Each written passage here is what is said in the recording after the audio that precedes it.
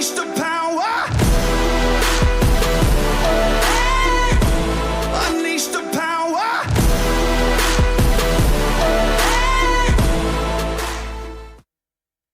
Hey everybody, welcome to the Ruckus Room. I'm here today with Christine Finelli, and the reason I wanted her to come in today and talk is because we've had very similar experiences with children and getting vaccinations and issues that have arisen after it. And your story has always sparked interest because my daughter's gone through something similar. And I just want to preface this by saying these are our opinions. These are what we're living through. These are things that we've experienced. We're not telling anyone, make sure you don't get your kids vaccinated or anything like that. It's up to you, but just do your research and know, what you're doing or what you're getting into.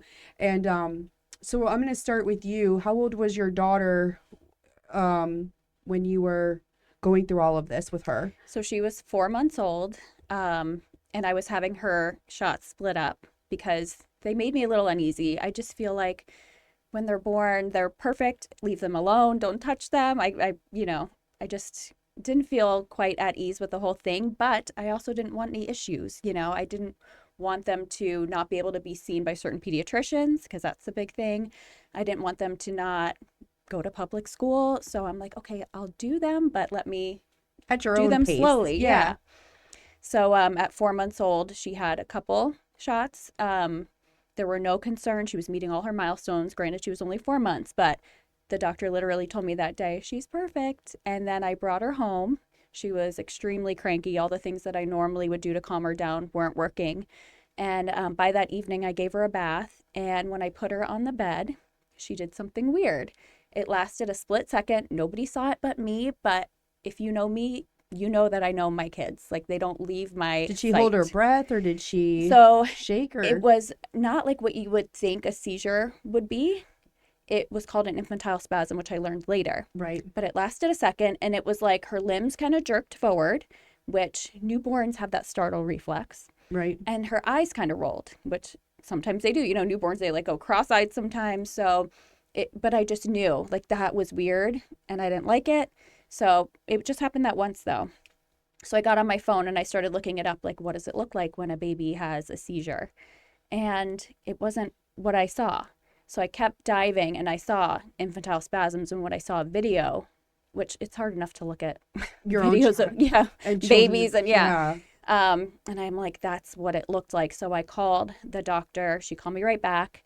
And she basically said, okay, as long as she didn't stop breathing or, show any signs that she needed like emergency help, then, she's okay until tomorrow. But tomorrow you should have her And see, get that an makes EEG. me so irritated as Yeah. a mother, because especially when you have a young baby and you see something like that, it's so hard to, let's just sleep through the night and go Oh, see yeah, I it. didn't sleep at all. I know, because like when Meadow, my daughter, had her first seizure, it was not a full-blown seizure. It was Right. like her seizures were kind of crazy where she would just look at you and go like numb. Okay.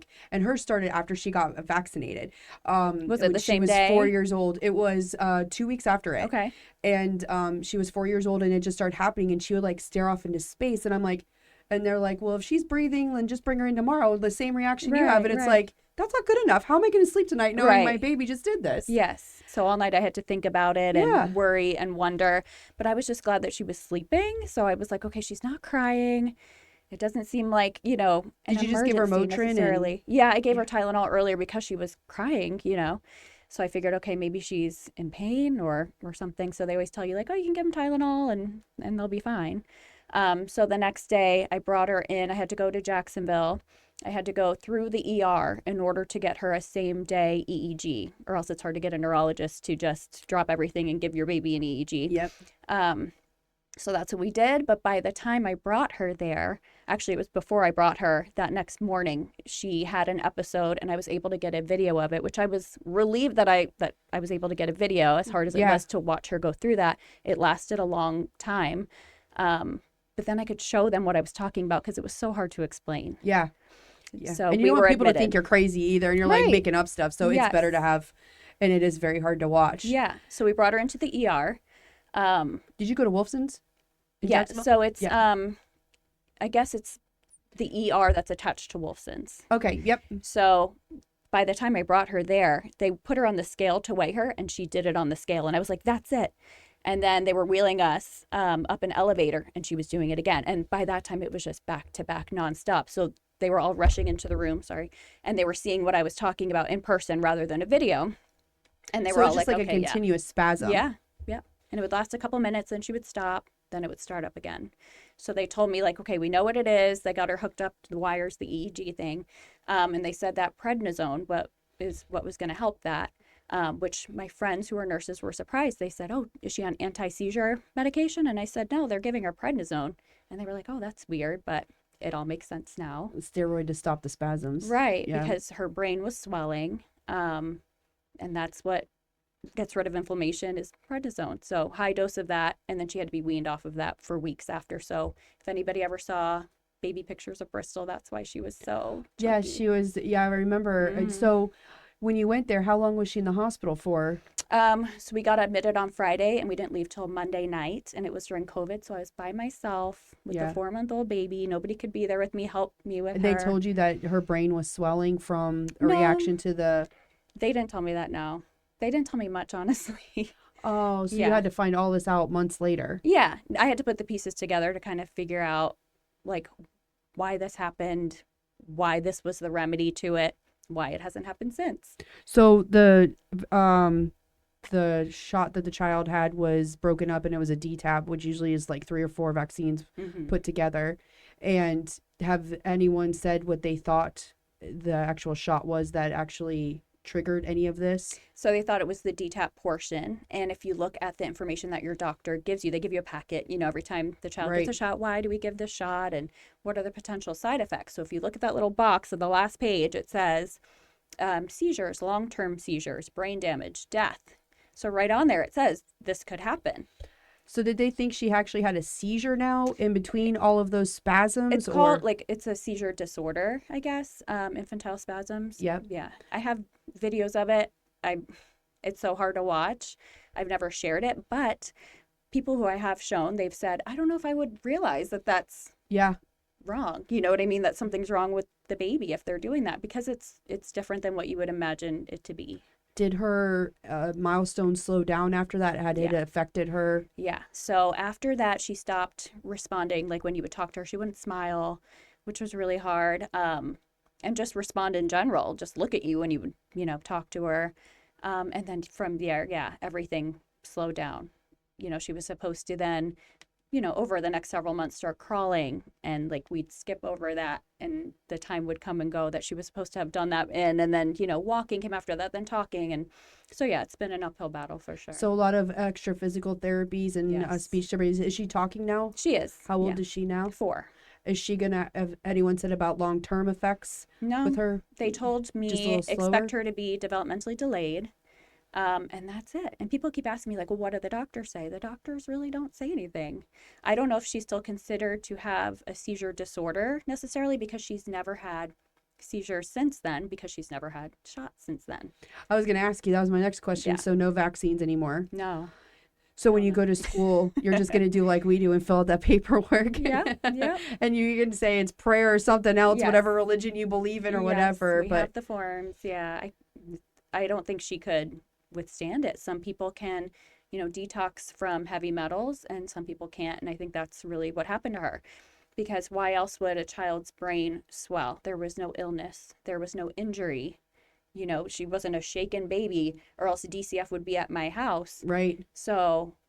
And you're lucky too, because I've seen in cases where that's actually happened and people have actually got in trouble, but could be a vaccine, or it could have been something else that triggered something like that. And it's just kind of crazy, like how many possibilities of things it could be. Right. And as a mom, it's just nerve wracking. And like when Meadow had her shot, it was a few weeks later, and she started to like staring off into space, and then she was like not reading as well and not talking as much, and I'm like, what's going on? And then we went and found out she was having mini seizures. Okay. And they just kept going on, and and like an idiot though, I didn't know it was a vaccine. They didn't say it was a vaccine till 6 or 7 months later. And when you're going through that and you get referred to Nemours, if you don't go through the ER, it takes 3 or 4 months to get an appointment to see a doctor, and you're sitting here with a child that's doing this on and off. You're like, what's going on? And it's very hard as a parent on how to deal with that. So, For sure. But long term though, you think everything's going to be okay? She's just a little bit I think so. beautiful little girl. Thank you. That's what everyone says. And she's got your hair for sure. So yes, I started wearing my hair curly because of Bristol. Yes. I'm like, I can't leave her out here with this hair and not acknowledge it myself. It gives her personality for sure. Yes. So I don't ever want her to think she has to straighten her hair or anything. So most of the time now I'm wearing it curly. I know it's straight now. But with her, my mom and I kind of chalk it up to like a stroke patient. So somebody who, is in the hospital after a stroke, they might have forgotten how to walk, talk, eat. And you don't just send them home and say, they'll learn on their own. They'll figure it out. You have to do therapies and keep up with it every day. Yes, you have to relearn that stuff. So for Bristol, it's the same thing. Like, she's not going to learn something by watching her older brother do it. We have to show her, but she does eventually catch on. But it takes a lot of work. Do you have extensive therapies for her still to this day? Through school, she's getting it. So she's getting PT, OT, speech, Is she trying in to get public behavioral school? therapy. Yeah. Yep. Yeah, because they include all that now with their schooling if you're in public school, not just private. Not behavioral therapy yet. I'm hoping that'll change. But I've had trouble getting that for her because a lot of times they need an autism diagnosis for kids to get behavioral therapy covered by insurance. And I don't know why it matters. If they need it, they need it, regardless of what their diagnosis is. So. Yeah, throughout this whole process between my daughter and I'm sure you can relate, the medical, just to try to get medication or get them seen is just, it's a nightmare for moms. And then, like you said, wait overnight or wait 3 months for the doctor follow up in Jacksonville. It's like, I want answers. I want to know what's going on. Yeah. How long did it take you to actually physically get an answer or as to what? So nobody's ever really given me an answer. When I was in the hospital with Bristol, I had people coming in and out. Neurologists would come in and out. One of them said to me, I asked him, I said, do you think this has anything to do with the shot that she had that day? And he said, how can I tell a mom that her baby was fine, she has a shot, and the next day she's not fine? So he acknowledged it. All the other ones say, no, has nothing to do with it. So yeah, she got the prednisone, the seizure stopped. She hasn't had any, thank God. I didn't know if this was something, we'd have to deal with long term. So far, it's not. She's on prednisone anymore? No. We had her weaned off. They saw her a couple more times and did a couple more EEGs to make sure that her brain activity was normal. It was. We got discharged from neurology. They did an MRI on her while we were in the hospital. 4 months old, they have to put my baby under and do this MRI. I'm in the hospital by myself, hoping she wakes up. You know what I mean? That's what I'm thinking. And they're looking for anything to blame this activity on. So nothing was in the MRI that showed, this is why she's having seizures. They did genetic testing. Nothing came back that showed that she has some disorder that includes seizures. I mean, they went through our medical history. There's no reason why this should have happened other than the shot that day. Alan, I'm going to ask you, because you've had a lot of experience with the vaccines and all of this, do you think that the doctors are not giving specific reasoning for things like this because they're afraid to say it is a vaccine when people are pushing that on people? Liability. So it's just a liability. So people like me or her can go all this time. I saw 6 cardiologists to say my situation was because of the COVID vaccine, due to one of the side effects. And just like her child, when are people actually going to be liable and actually come out and say, when do you think they're going to be comfortable to ever say, we think it's from this? Well, that's why they give you the pamphlet, and they say, here's the pamphlet, here's what's going on, and if you do it with informed consent. Right. It's just crazy. Which is what they call it. So the other part of my story is about the Vaccine Injury Compensation Program. So for 4 years now, I've had, it's not really a lawsuit. The government sets aside funds for people who are injured by vaccines because they know what happens. So I'm thinking, okay, we have a clear-cut case here, open and shut. So I call attorneys. They tell me, yep, this is classic. We hear this all the time. They take on the case. For 4 years, I've been dealing with this, thinking, okay, they said it takes a couple of years. Waiting patiently, going through the motions, giving them all the information. And we just recently hit a dead end to where they're like, well, they're going to need an official diagnosis from your doctor too, saying that they think that it was a vaccine that gave your child this, and they're not willing to say that anymore. So we had a medical expert, write a report on our behalf, pages long, saying this is why it was related. they can't find any other reason why this would happen to her. It was within the time frame that they would accept that this is related. There's a whole table. So it shows the vaccines, the potential consequences from the vaccines, and the timeline. And mine meets all three. What is the timeline for that? Do you remember once you get a vaccine? I think it's within like 72 hours 72 to show hours. like, you know, with this certain shot, this is what happens in the brain, and, you know, it has to be within this time frame. So mine was within like 6 hours, I You don't think. even know how but- many people are out there with the same issue. Like, Right. it's insane to think about And that. some are like 2 weeks, you know, Yeah. you have to show that this was a side effect of the vaccine. But even with that, I've been researching it a lot, and it says that you only have to prove that it's likely that the vaccine causes injury.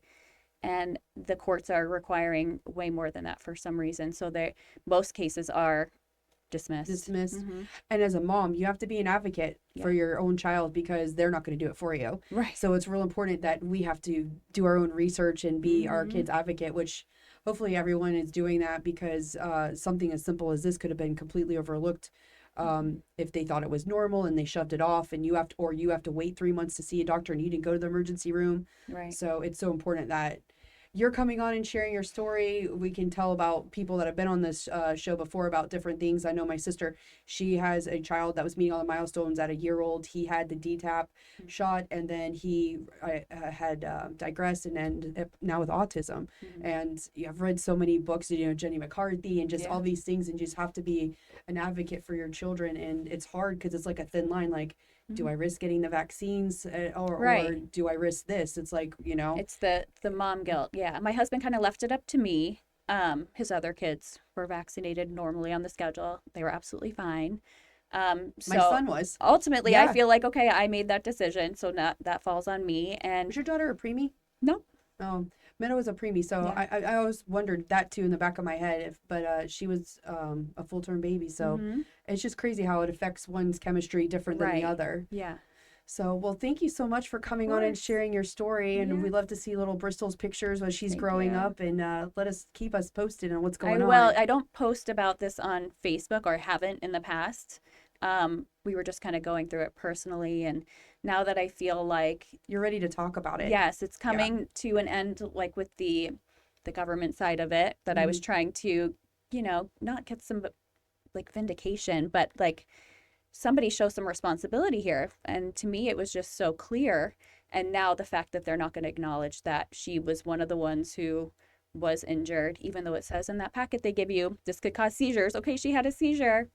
Now what do we do? Yeah, what do I do next? Yeah. So there's a couple things that have come to light besides your show, through some other people, documentaries and stuff like that, reaching out. And I'm like, okay, well, maybe this is Yes. the lane I'm supposed to take. So as hard as it is for me to talk about it, I never wanted people to like count Bristol out, like, oh, there's something wrong with her, because it could change. She could catch up, and I don't want this to like haunt her or always, you know, be something hanging over her head. So I didn't put No, it but out even there if much. also you can let one mom know that True. can prevent this from happening again, it makes Yeah. everything so worth it. I mean, that's why we started the podcast. You know, he has his podcast studio, and when I came on it, it spreads awareness. It's not Right. just to have fun and to talk Yeah. about DJ stuff. Like, we've had some real people on the show that have had issues that it spreads awareness, and it's a great platform to be able to do that. And Right. in your case, people don't talk about this that much. Right. Yeah, I So- don't want to be labeled like a And look crazy how many people just- anti-vaxxer, but I know, right?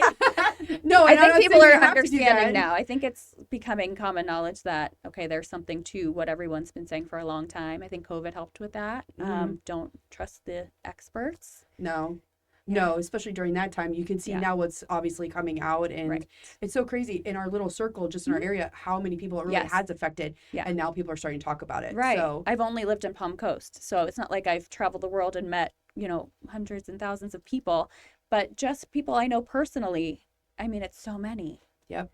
And as So, you keep talking about it, you'll meet so many more people along the way, and then yeah, it takes a village. right. I know. Sometimes. Well, thank you so much again, Christine, Thank for you for coming on, having me. and come back anytime you want, and we'll Okay. to keep posted on Little Bristol. Okay, great. Have a great day, guys. See you next week.